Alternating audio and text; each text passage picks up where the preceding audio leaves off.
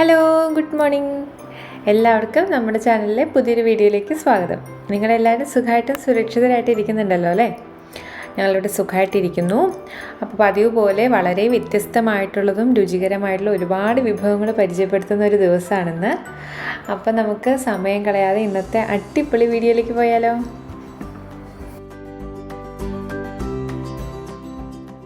നമ്മുടെ ചാനലിലൂടെ ഒരുപാട് വ്യത്യസ്തമായിട്ടുള്ള ഈസി ആയിട്ട് ഉണ്ടാക്കാൻ പറ്റുന്ന ഹെൽത്തി ബ്രേക്ക്ഫാസ്റ്റുകൾ ഒരുപാട് കാണിച്ചിട്ടുണ്ട്. അപ്പോൾ അക്കൂട്ടത്തിലേക്ക് ഇന്നൊരു പുതിയൊരു ബ്രേക്ക്ഫാസ്റ്റ് ഐറ്റം, പുതിയതെന്ന് പറയാൻ പറ്റില്ല, ഓൾറെഡി നമ്മൾ പലരും പലപ്പോഴായിട്ട് ഉണ്ടാക്കിയിട്ടുണ്ടാകും, പക്ഷേ അത് കുറച്ചുകൂടെ രുചികരമായിട്ട് എങ്ങനെ ഉണ്ടാക്കാമെന്നാണ് കേട്ടോ കാണിക്കുന്നത്. അപ്പോൾ ഇന്ന് ഞാനിവിടെ ഗോതമ്പ് പൊടി, നമ്മുടെ ആട്ട 2 കപ്പ് എടുത്തിട്ടുണ്ട്.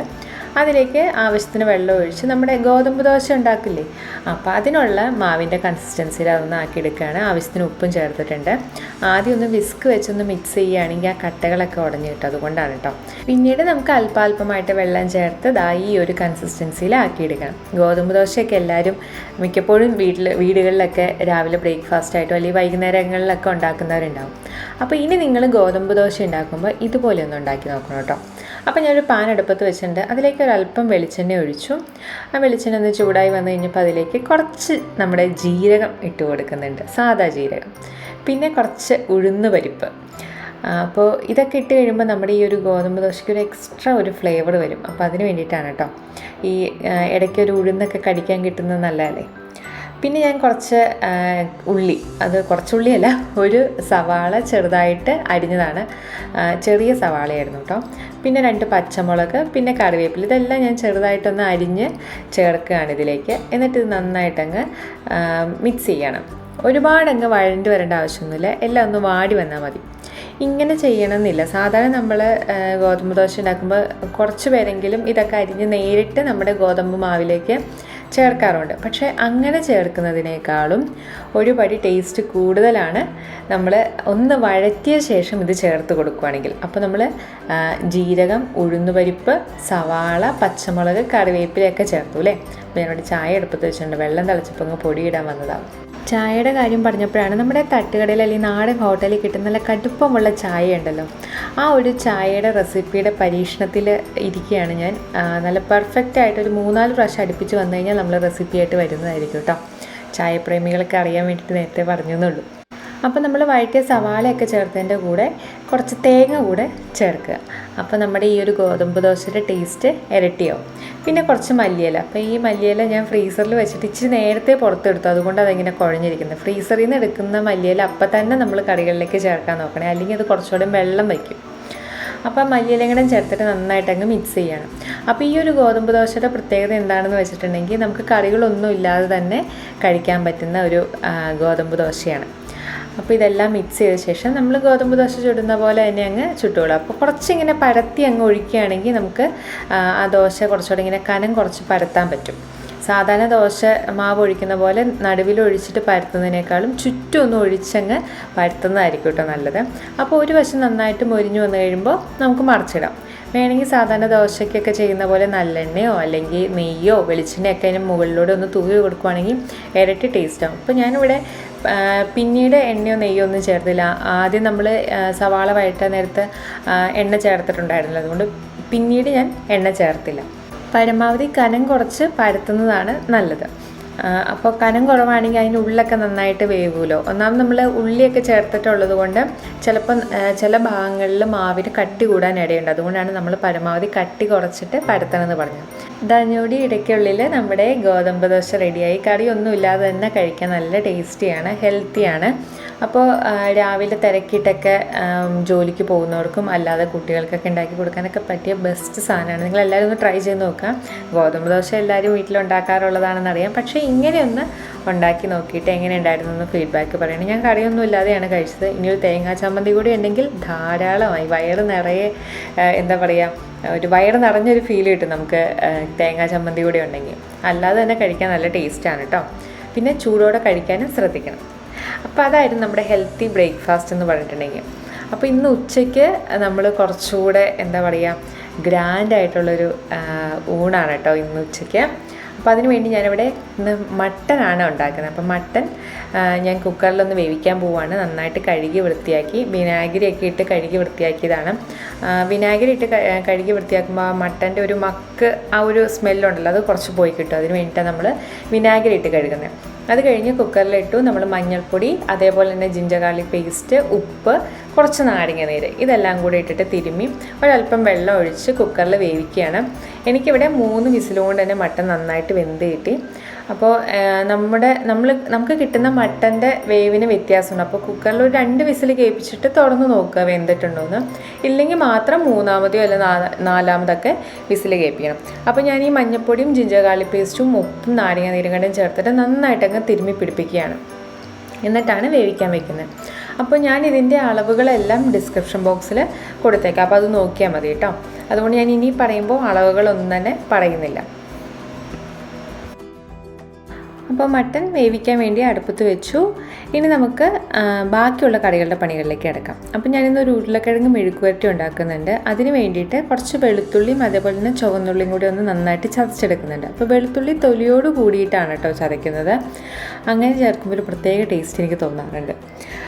അപ്പോൾ നമ്മൾ കാസ്റ്റ് ചെയ്യേണ്ട പാനിലാണ് മെഴുക്കുവരട്ടി ഉണ്ടാക്കുന്നത്. അപ്പോൾ കാസ്റ്റ് ചെയ്യേണ്ട പാനിനെ കുറിച്ച് ഇനി ഞാൻ കൂടുതൽ വിശദീകരിച്ച് പറയേണ്ട കാര്യമില്ല. നമ്മളൊരു ഡീറ്റെയിൽഡ് വീഡിയോ തന്നെ ഇതിന് മുമ്പ് ചെയ്തിട്ടുണ്ട്. അതിൻ്റെ ലിങ്ക് ഞാൻ ഡിസ്ക്രിപ്ഷൻ ബോക്സിൽ കൊടുത്തേക്കാം. അപ്പോൾ കാസ്റ്റ് ചെയ്യേണ്ട പാൻ ഇതുവരെ ഉപയോഗിക്കാത്തവരും ഇപ്പോഴും ഉപയോഗിച്ചിട്ടും ചില എന്താ പറയുക നമ്മൾ അറിയാതെ പോകുന്ന ചില മിസ്റ്റേക്കുകളൊക്കെ ഉണ്ടല്ലേ, അത് ഉപയോഗിക്കുമ്പോൾ അതൊന്നും വരാതിരിക്കാനായിട്ട് നമ്മുടെ ആ ഒരു വീഡിയോ ഒന്ന് കണ്ടു നോക്കട്ടോ. വെളിച്ചെണ്ണയിൽ ചെറിയുള്ളിയും വെളുത്തുള്ളിയും അതേപോലെ തന്നെ നമ്മൾ കറിവേപ്പിലയും കുറച്ച് ചതച്ച മുളകും കൂടെയൊക്കെ ഇട്ടിട്ട് ഒന്ന് മൂപ്പിച്ചെടുക്കുകയാണ്.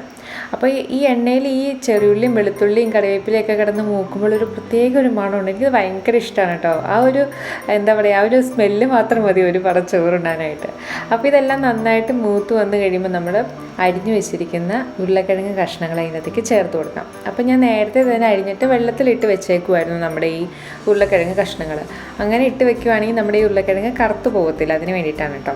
എന്നിട്ട് അതിൽ നിന്ന് വെള്ളത്തിൽ നിന്ന് ഊറ്റി മാറ്റിയിട്ടാണ് നമ്മൾ പാനിലേക്ക് ഇട്ട് കൊടുക്കുന്നത്. അപ്പോൾ ഇനി ഈ വെളുത്തുള്ളിയുടെയും ചുവന്നുള്ളിയുടെയും കറിവേപ്പിലയുടെയും ചതച്ച മുളകിൻ്റെയൊക്കെ ഫ്ലേവർ ആ ഉരുളക്കിഴങ്ങിൻ്റെ എല്ലാ ഭാഗത്തും എത്താൻ പാകത്തിന് നന്നായിട്ടങ്ങ് ഇളക്കി അങ്ങ് യോജിപ്പിക്കുക. അതിനുശേഷം കുറച്ച് മഞ്ഞൾപ്പൊടിയും കൂടി ഇട്ടിട്ട് നന്നായിട്ടങ്ങ് മിക്സ് ചെയ്തിട്ട് മൂടി വയ്ക്കാം. നമുക്ക് ഈ ഉരുളക്കിഴങ്ങ് ഇനി ഒന്ന് വെന്ത് കിട്ടണമല്ലോ, അതിന് വേണ്ടിയിട്ടാണ്. സ്കൂളിലും കോളേജിലൊക്കെ ചോറ്റുപാത്രം അല്ലെങ്കിൽ പൊതിച്ചോറൊക്കെ കൊണ്ടുപോകുന്നതിൽ ആഴ്ചയിൽ ഒരിക്കലെങ്കിലും ഉണ്ടാകുന്നൊരു വിഭവമാണ് നമ്മുടെ ഈ ഉരുളക്കിഴങ്ങ് മെഴുക്കുവരട്ടി എന്ന് പറഞ്ഞിട്ടുണ്ടെങ്കിൽ. എനിക്കിതുണ്ടാക്കിയപ്പോൾ എൻ്റെ സ്കൂളും കോളേജിലൊക്കെ ചോറ് കൊണ്ടുപോയതായിട്ട് എനിക്ക് ഓർമ്മ വന്നത്. അപ്പോൾ ഉരുളക്കിഴങ്ങ് ഏകദേശം വെന്ത് വന്നു. ഇനി അവസാനമായിട്ട് ഞാൻ കുറച്ചൊരു പൊടിക്കൈ ഇങ്ങനെ ചേർക്കുന്നുണ്ട്. ഇച്ചിരി ഒരു സാമ്പാർ പൊടി കൂടെ ഞാൻ ഇതിനകത്തേക്ക് ചേർക്കാറുണ്ട്. അങ്ങനെ ചേർക്കുമ്പോൾ നമ്മുടെ ഈ ഉരുളക്കിഴങ്ങ് മെഴുക്കുവരട്ടിക്ക് ഒരു പ്രത്യേക ടേസ്റ്റാണ്. അപ്പോൾ ഇത് സാമ്പാർ പൊടികളും ചേർത്തിട്ട് നന്നായിട്ടൊന്ന് മിക്സ് ചെയ്ത് കഴിഞ്ഞിട്ടുണ്ടെങ്കിൽ നമ്മുടെ ഉരുളക്കിഴങ്ങ് മെഴുക്കുവരട്ടി റെഡിയായി കഴിഞ്ഞു. അപ്പോൾ നമ്മളിനി അടുത്ത് ഉണ്ടാക്കാൻ പോകുന്നത് വ്യത്യസ്തമായിട്ടുള്ള വേറൊരു കറിയാണ്. മോരുകറിയാണ്. പക്ഷേ ആ മോരുകറിയിൽ എന്താ പറയുക, കുറച്ചൊരു ഇന്നോവേഷൻ കൂടെ നടത്തി ഞാനൊരു ക്യാരറ്റ് മോരുകറിയാണ് കേട്ടോ ഉണ്ടാക്കുന്നത്. അപ്പോൾ എണ്ണ ചൂടായി വന്നപ്പോൾ അതിലേക്ക് കുറച്ച് കടുകും അതേപോലെ തന്നെ ഉലുവയൊക്കെ ഇട്ട് കൊടുത്തിട്ടുണ്ട്. നമ്മൾ സാധാരണ മോര് കാച്ചത്തില്ലേ, ഏകദേശം അതേപോലെ തന്നെ. അപ്പോൾ എനിക്ക് പൊതുവെ ക്യാരറ്റ് ഭയങ്കര ഇഷ്ടമുള്ളൊരു പച്ചക്കറിയാണ്. നമ്മുടെ വീഡിയോസൊക്കെ കാണുന്നവർക്കറിയാം, എൻ്റെ മിക്ക ബ്രേക്ക്ഫാസ്റ്റുകളിലും അല്ലെങ്കിൽ ലഞ്ചിലൊക്കെ എവിടെയെങ്കിലുമൊക്കെ ക്യാരറ്റ് വന്ന് പോകാറുണ്ട്. എനിക്ക് ഭയങ്കര ഇഷ്ടമുള്ളൊരു പച്ചക്കറി ആയതുകൊണ്ട് ഞാൻ മിക്ക എന്താ പറയുക നമ്മുടെ ഭക്ഷണത്തിലും ക്യാരറ്റ് അവിടെ എവിടെയെങ്കിലുമൊക്കെ ചേർക്കാറുണ്ട്. അപ്പോൾ നമ്മൾ ഉലുവയും കടുകൊക്കെ പൊട്ടി വന്നപ്പോൾ നമ്മൾ വറ്റൽമുളകും അതേപോലെ തന്നെ കറിവേപ്പിലയും പച്ചമുളകൊക്കെ ചേർത്തിട്ടുണ്ട്. അത് കഴിഞ്ഞ് ഞാൻ കുറച്ച് ചെറിയുള്ളി ചേർത്തിട്ടോ. ശരിക്കും ഇത് ചെറിയുള്ളിയല്ല, നമ്മുടെ പേളോനിയനാണ്. ഞാൻ ഈ ചെറിയുള്ളിക്ക് ക്ഷാമം ഉള്ളപ്പോൾ ഇടയ്ക്ക് ഈ പേളോനിയൻ ചേർക്കാറുണ്ട്. നമ്മുടെ സവാളയല്ല ചെറിയുള്ളിയല്ല, അതിൻ്റെയൊക്കെ ഇടയിൽ വരുന്നൊരു വകഭേദമായിട്ട് വരും. അപ്പോൾ അതിങ്ങനെ ചേർത്തിട്ട് നന്നായിട്ടങ്ങ് മിക്സ് ചെയ്ത് നമ്മളൊന്ന് വഴറ്റിയെടുക്കുകയാണ്, നമ്മുടെ മോര് കാച്ചില്ലേ അതേപോലെ തന്നെ. എന്നിട്ട് കുറച്ച് മഞ്ഞൾപ്പൊടി, നമ്മുടെ മോര് കറിക്ക് ആവശ്യമായിട്ടുള്ള മഞ്ഞൾപ്പൊടി ഇങ്ങനെ ചേർത്തു. അതും കൂടെ നന്നായിട്ട് മിക്സ് ചെയ്ത ശേഷം ഞാനൊരു ക്യാരറ്റ് ഗ്രേറ്റ് ചെയ്ത് ഇതിലേക്ക് ചേർക്കുകയാണ്. ഈ ക്യാരറ്റ് മോര് കറി ഉണ്ടാക്കുമ്പോൾ ഗ്രേറ്റ് ചെയ്ത് ചേർക്കുന്നതായിരിക്കും നല്ലത് കഷ്ണങ്ങളാക്കുന്നതിനേക്കാളും. അപ്പോൾ അതും കൂടെ ചേർത്തിട്ടൊന്ന് നന്നായിട്ടങ്ങ് മിക്സ് ചെയ്യുക. പിന്നെ ക്യാരറ്റിന് ഒരുപാട് വേവൊന്നുമില്ല, പിന്നെ അതിങ്ങനെ ഒരുപാടൊന്നും വഴണ്ട് വരേണ്ട ആവശ്യമൊന്നുമില്ല. ഇടയ്ക്കൊന്നും കടിക്കാൻ കിട്ടുന്നതൊക്കെ തന്നെയാണ് ടേസ്റ്റ് എന്ന് പറയുന്നത്. അപ്പോൾ ആവശ്യത്തിന് ഉപ്പും കൂടെ ചേർത്തിട്ട് നന്നായിട്ട് അങ്ങ് ഇളക്കി യോജിപ്പിക്കുക. അപ്പോൾ നമ്മുടെ പാത്രത്തിനൊക്കെ അത്യാവശ്യം നല്ല ചൂടുണ്ട്. ഇനി നമുക്ക് ആ ഗ്യാസ് അങ്ങ് ഓഫ് ചെയ്യാം. എന്നിട്ട് കട്ടയുടച്ച തൈര്, വെള്ളമൊന്നും ചേർക്കാതെ ഫോർക്ക് കൊണ്ടൊക്കെ മിക്സ് ചെയ്ത് നന്നായിട്ട് കട്ടയുടച്ച ശേഷം നമ്മളിതിലേക്ക് ചേർത്ത് കൊടുത്തിട്ട് നന്നായിട്ടങ്ങ് മിക്സ് ചെയ്യാം. ഇനി ആ പാത്രത്തിൻ്റെ ചൂട് മാത്രം മതി കേട്ടോ. സാധാരണ മോര് കാച്ചുമ്പോൾ നമ്മളത് തിളപ്പിക്കാറില്ലല്ലോ. അപ്പോൾ ഒന്നുകിൽ ലോ ഫ്ലെയിമിലാക്കുക, അല്ലെങ്കിൽ പാത്രം നന്നായിട്ട് ചൂടായിട്ടിരിക്കുകയാണെങ്കിൽ ആ ഗ്യാസ് അങ്ങ് ഓഫ് ചെയ്തോളാം. നന്നായിട്ടങ്ങ് മിക്സ് ചെയ്ത് കഴിഞ്ഞാൽ ക്യാരറ്റ് മോരുകറി റെഡി. എങ്ങനെയുണ്ട്? സിമ്പിളല്ലേ? വെറൈറ്റി അല്ലേ? അങ്ങനെ ഈസി ആയിട്ടൊരു മെഴുക്കുവരട്ടിയും അതേപോലെ ഒരു ചാറുകറിയൊക്കെ റെഡിയായി. ഇനി നമുക്ക് നമ്മുടെ പ്രധാനപ്പെട്ട നമ്മുടെ ഇന്നത്തെ സ്റ്റാർ മട്ടൺ റോസ്റ്റിലേക്ക് കിടക്കാം. അപ്പോൾ ഞാനൊരു പാൻ അടുപ്പത്ത് വെച്ചു, വെളിച്ചെണ്ണ ഒഴിച്ചു. അപ്പോൾ ഈ ഒരു മട്ടൺ റോസ്റ്റ് ഉണ്ടാക്കുമ്പോൾ ഉരുളിയിലോ അല്ലെങ്കിൽ ചീനച്ചട്ടിയിലോ അതുമല്ല ഈ കാസ്റ്റ് അയണിൻ്റെ പാനിലോ അല്ലെങ്കിൽ ഇതേപോലത്തെ പാനിലൊക്കെ ഉണ്ടാക്കുന്നതായിരിക്കും കൂടുതൽ നല്ലത്, നോൺ സ്റ്റിക്ക് ഉപയോഗിക്കുന്നതിനേക്കാളും. അപ്പോൾ വെളിച്ചെണ്ണ ചൂടായി വന്നപ്പോൾ അതിലേക്ക് കുറച്ച് കറിവേപ്പിലയും ഒരു 2-3 പച്ചമുളക് കീറിങ്ങനെ ചേർത്തിട്ട് ആ എണ്ണയിലിട്ട് നന്നായിട്ടങ്ങ് മൂപ്പിച്ചെടുത്തു. എന്നിട്ട് നമ്മൾ സവാള ചേർക്കുകയാണ്. അപ്പോൾ സവാളയും ചേർത്തിട്ട് ഇനി നന്നായിട്ടങ്ങ് ഇളക്കി യോജിപ്പിച്ച് നമ്മുടെ സവാള നന്നായിട്ടൊന്ന് വഴണ്ട് വരാം. അപ്പോൾ ഇനി കുറച്ച് സമയം എടുക്കുന്ന കാര്യമാണ്. കാരണം ഒരുപാട് എന്താ പറയുക, ഹൈ ഫ്ലെയിമിലിട്ടിട്ട് നമ്മുടെ സവാള വഴറ്റാൻ നോക്കിയാൽ സവാള കരിഞ്ഞു പോകും, അറിയാലോ. അപ്പോൾ ലോ ഫ്ലെയിമിലിട്ട് നമ്മൾ സാവധാനം ആ സവാള ഒന്ന് നന്നായിട്ടങ്ങ് വഴറ്റിയെടുത്തോളാം. കുറച്ച് സമയം എടുക്കും, സാരമില്ല. നമുക്ക് നല്ല രുചികരമായ ഭക്ഷണം വേണ്ടി, അപ്പോൾ കുറച്ച് സമയം എടുക്കുന്നതിലും തെറ്റില്ല. അപ്പോൾ എൻ്റെ മട്ടൻ കണ്ടോ നന്നായിട്ട് വെന്ത് വന്നിട്ടുണ്ട്. അപ്പോൾ ഇത് മട്ടൻ്റെ ഏത് പാർട്ടാണെന്ന് ചോദിക്കരുത്. ഞങ്ങളിവിടെ സൂപ്പർ മാർക്കറ്റിൽ മട്ടൻ എന്ന് എഴുതി കണ്ട് അത്യാവശ്യം എല്ലും ഇറച്ചിയൊക്കെയുള്ള കഷ്ണം നോക്കി അങ്ങ് എടുക്കുകയാണ് ചെയ്തത് കേട്ടോ.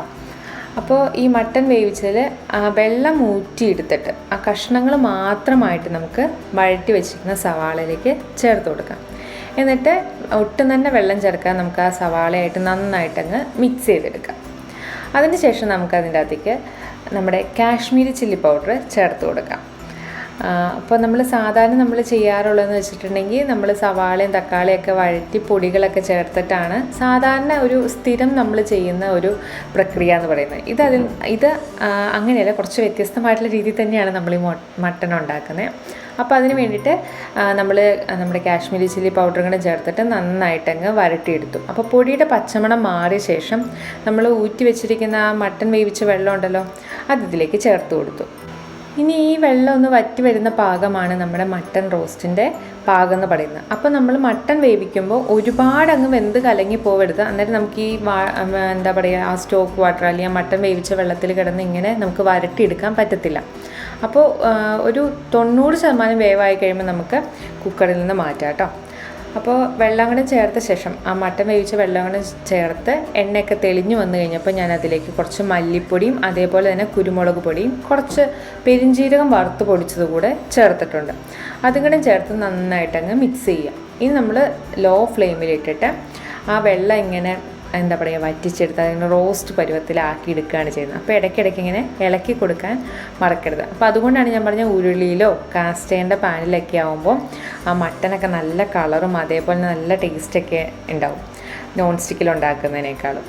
അപ്പോൾ അതാ കണ്ടോ, നല്ല അടിപൊളി ഈസി ആയിട്ട് നല്ല അടിപൊളി നമ്മുടെ മട്ടൻ റോസ്റ്റ് റെഡിയായി കഴിഞ്ഞിരിക്കുകയാണ്. അതിൻ്റെ അവസാന ഘട്ടത്തിലേക്ക് അങ്ങ് എത്തിക്കൊണ്ടിരിക്കുകയാണ്.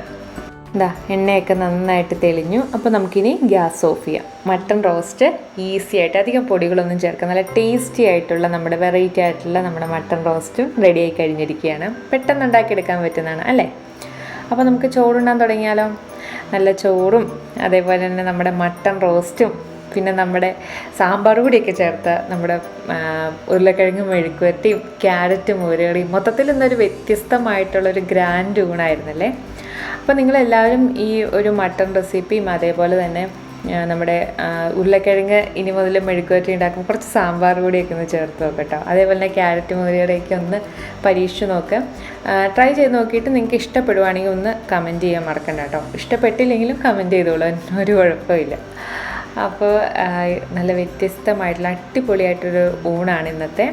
നിങ്ങൾക്ക് ഈ റെസിപ്പീസൊക്കെ ഇഷ്ടമാവുന്നുണ്ടെന്നാണ് ഞങ്ങൾക്ക് മനസ്സിലാക്കാൻ കഴിയുന്നത്. നിങ്ങൾ തരുന്ന ഫീഡ്ബാക്കുകൾ അനുസരിച്ചാണ് ഞങ്ങൾക്ക് ഞങ്ങളുടെ വീഡിയോസിലൊക്കെ എന്താ പറയുക കൂടുതൽ മാറ്റങ്ങളൊക്കെ വരുത്തണമെങ്കിൽ ചെയ്യാൻ പറ്റത്തുള്ളൂ. അപ്പോൾ നിങ്ങൾ മടിക്കാതെ കമൻറ്റ് ചെയ്യാൻ ഓർക്കുക കേട്ടോ.